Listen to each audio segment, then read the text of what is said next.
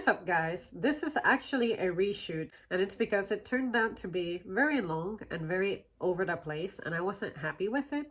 So, take two. As you guys may be aware, there's a story that has blown up known as hashtag Gorilla Glue Girl. For those of you who may not know, it involves a woman who sprayed Gorilla Glue, the adhesive, onto her hair. And this has, to a certain extent, split the internet, but also brought the internet together in a cool but weird way. And I have created a little list of points to go over.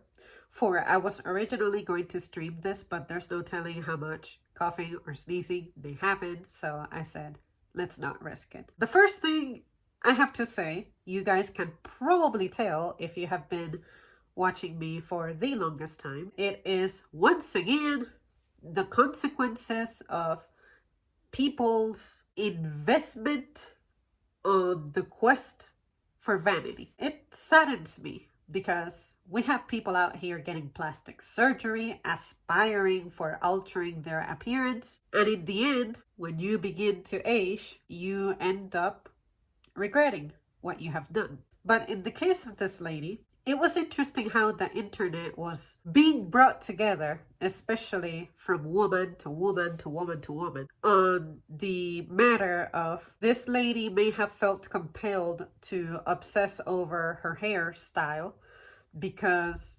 of an inferiority complex that may be instilled onto her in our society, which is, to put it bluntly, if you're not conforming to the beauty standard established by the white lady, you're no good. So that involves any hair type whatsoever that does not resemble the natural hairstyle that Black people rock by nature. And that is something incredibly difficult for me to talk about, because given that I come from a very diverse family, even within my own family, there is a degree of prejudice when it comes to your hair type. Let's focus on hair. But I remember growing up, I had this one stupid cousin who kept saying that my brother and I had bad hair because his hair was more on the straight side, and my brother and I have hair that is on the curly side. My brother's hair is much more curly than mine. So I was happy to see that people were bringing up the discussion of, look at what making some people feel like their appearance is unacceptable, what it drives them to do. Because that's something that I have brought up in the past here. In addition, I was really happy to see people were actually sympathizing.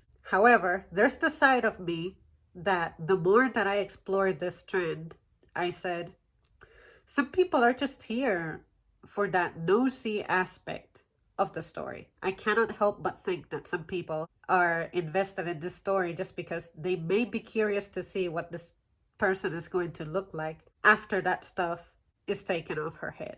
I'm thinking, I really hope it's not that, but there's the part of me that people, to a certain extent, enjoy bad news, dramatic things. And that's what the internet does. It tends to entertain us in the same manner that it tends to give us jobs.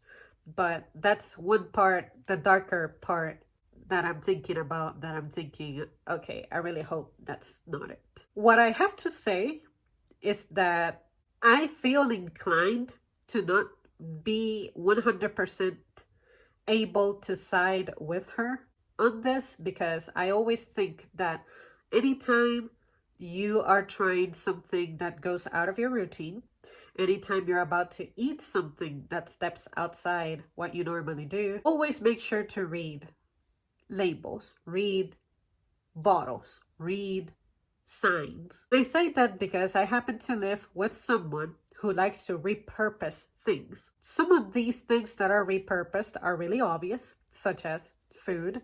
I may open a jar of butter, you know, the one that comes in like that little container that you need to scoop out with a knife. And I'm thinking, I'm going to examine this expecting to see butter, even though I don't use butter, but just to give you an example. And then you open it, there happens to be beans or some other leftover food. Of course, I wouldn't try to use beans as my replacement for butter just because the jar says that this is butter. That's stupid, isn't it? Same thing here. This actually was Gorilla Glue, was inside a Gorilla Glue bottle with a Gorilla Glue label with the Gorilla Glue warning of keep this away from your body. So I heard that she was trying to sue the company for not having a label that actively said do not apply to your hair. But this is a 100% lost case, or at least it should be, but we all know the US court system has a weird way of interpreting things. But in the event that she does go forward with this, I want to say that she's going to lose because Gorilla Glue did their part, which was, hey, this is a very strong adhesive meant for furniture, not for human consumption, whether it be ingested or for external application. So what are you hoping to gain? I don't think she has any way to win this, but never say never. What I really want to know is what was her initial reaction, because apparently, allegedly, from what she says, she has had her hair in this state for a month now. I don't know about you, but I know how my hair behaves, and after 4 days, if I were to see that my hair is behaving in a way I wasn't anticipating, I would be worried. But in her defense, there are certain hairstyles that are maintained for extended periods of time. Say, dreads. I'm not entirely sure what her hairstyle really was supposed to be. Was it just supposed to be like a ponytail that has absolutely no flyaways because she may have baby hairs? I'm not entirely sure. That only she knows, and I'm not an expert when it comes to what people do to their hair, because you guys know how I typically wear my hair. But I do know that I wouldn't use a hardware product on my hair. So I'm thinking, some people say that you have to go out of your way to get Gorilla Glue because you have to go to the hardware section of the store. And then some people were trying to defend her by saying, well, there's also online ordering. But in order for this catastrophic thing to happen, you would probably need to still see where this item is sorted at. Because when you go online, everything is categorized for easier access. You still have to make it to the hardware portion, unless you're buying directly from someone and this person doesn't include the category of this item, or say for some reason, let's say Walmart somehow accidentally decides to call this a hairstyling product as opposed to a hardware product. But even then, I would hope that you are performing your responsibility of ensuring that what you intend for this item to do, which you're not accustomed to using because you admit that you regularly use another type of spray in a very yellow bottle, then anytime you step out of your comfort zone and you try a new product, you always have that little part of you that says, what if this doesn't work? How am I supposed to work this? I've never used this before. Is this a leave-in, say, conditioner, or a rinse and condition with another product afterward? I always do that. When I step out of my routine, different brand, different name, different type of product, I always read. But I still can't help but think, what was your initial reaction, and when did that reaction take place to your, hold on, I put this on yesterday. And usually when I use hairstyling sprays, after one night of sleep, it don't look so put together anymore. So that's strange. The second day, the third day, that's the part that leaves me a little unclear. Now, I will go over what I think may have happened. Two things. The first thing is that maybe she was looking for gorilla snot. Let's say someone told her. She may have been on the phone with someone and she was like, oh my God, I ran out of my spray and now I need a solution, but I don't know what to do. And then this friend may have said, I use gorilla snot. And then our girl here said, I think I have that. And then she went into her cabinet or wherever it was that she had to go to use this and put it on.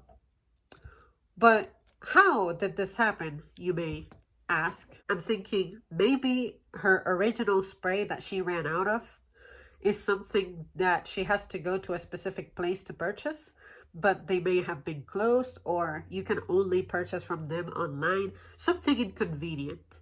And then she thought, my friend just told me about this gorilla product, let me go find it. Or maybe let me order it online, express shipping. But it still doesn't explain how she had the bottle of the product that she had run out of. You're looking for this product when you can anticipate that you're going to run out. And me personally, I always have backup of every single one of my products. I have a backup toothpaste, backup lotion, backup soaps. I don't wait to run out of something to go and buy it. Olive oil is like, hey, my bottle is like a quarter full. So like, I should consider getting another one. Anticipating your needs. So that's one theory. Second theory is she knew what it was. She knew it was legit. She knew it was Gorilla Glue about to do its Gorilla Glue functions. But she thought that because it only expresses that it's harmful if it gets on your skin or something, she thought hair is not skin, so it may not bind to the hair quite as bad. Which is still a flawed way of thinking, because very clearly something that is intended to be used on hardware shouldn't be tried on humans. But I do know people in my family who, when they were little, they used dish liquid as shampoo and they claimed that it left the hair super shiny. But I'm pretty sure that dish liquid is not recommended because this is something tough on grease, tough on food that's stuck to plates. What do you think that may be doing to organic matter? That would definitely strip your hair of some of the color and break it and possibly even make it fall off. Possible. Alternatively, we all at some point may have run out of shower gel and you decided to use shampoo as a supplementation until you could get your hands on soap. Because let's say your cabinet is in your room or for some reason it wasn't readily available and it's just awkward to, you're dirty as hell, you're gonna wrap around your towel to go get some soap. Or you're going to make a mess on the floor, leaving a puddle, whatever it is. So I'm thinking that she may have used this glue thinking that it wouldn't have those dire consequences on her hair. She may have thought that, sure, this is a strong adhesive, but it only reacts that way on furniture. On hair, it will keep my hair stuck together, but it won't be impossible to remove. Something that really surprises me, though, is the level of influence that this story has had.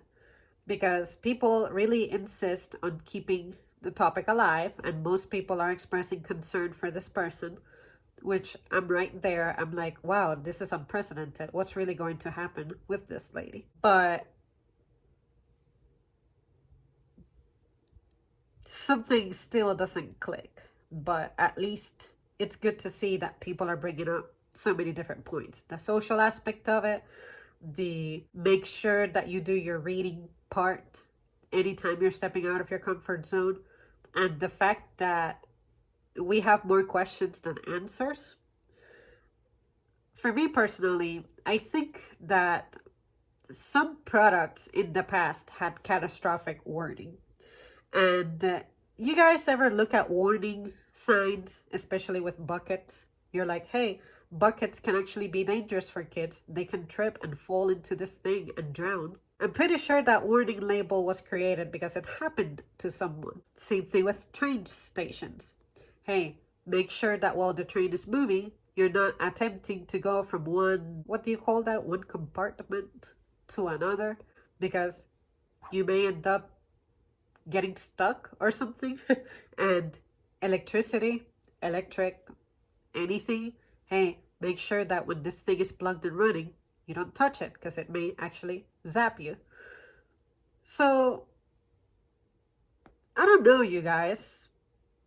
It does look like an innocent mistake, but a part of me is really skeptical. I'm even skeptical of whether this thing is real or not, but I'm pretty sure it's real because there is a legitimate picture of her at the hospital. But it's so bizarre, though. It's just something that I wouldn't do, so I guess it's difficult to understand. But I'm a completely different person with a completely different type of hair, with a completely different sense of, let's call it urgency, which I have no urgency when it comes to taking care of my hair. So clearly, this is important for her to the point that she had to substitute what she had run out of to rock her style. But I'm brain dead with this matter. I really don't know what else to say. But we'll just have to wait and see what happens with this lady's story. Well, my runtime on this video was significantly better. It's probably because I had my brain fired up from having recorded it, but it just wasn't a good video because I was all over the place. But this is the better version. Alright guys, thank you so much for tuning in. What is your opinion? Are you aware of this case? Have you been following it? Do you care? Do you not care? Do you think that people are being too nice to her? Or do you think that she deserved what happened to her? Do you think she needs to receive more sympathy? Or do you think that she completely dropped the ball and, like I said, she deserved this because, hello, you gotta read? Or are you like me where you're like, I'm not sure what to think because there's clearly more to it than that and we have more questions than answers. But do you think that this really doesn't matter because it's just another girl doing something stupid in the name of vanity? What do you think? Alright guys, thank you so much for tuning in and I will see you soon.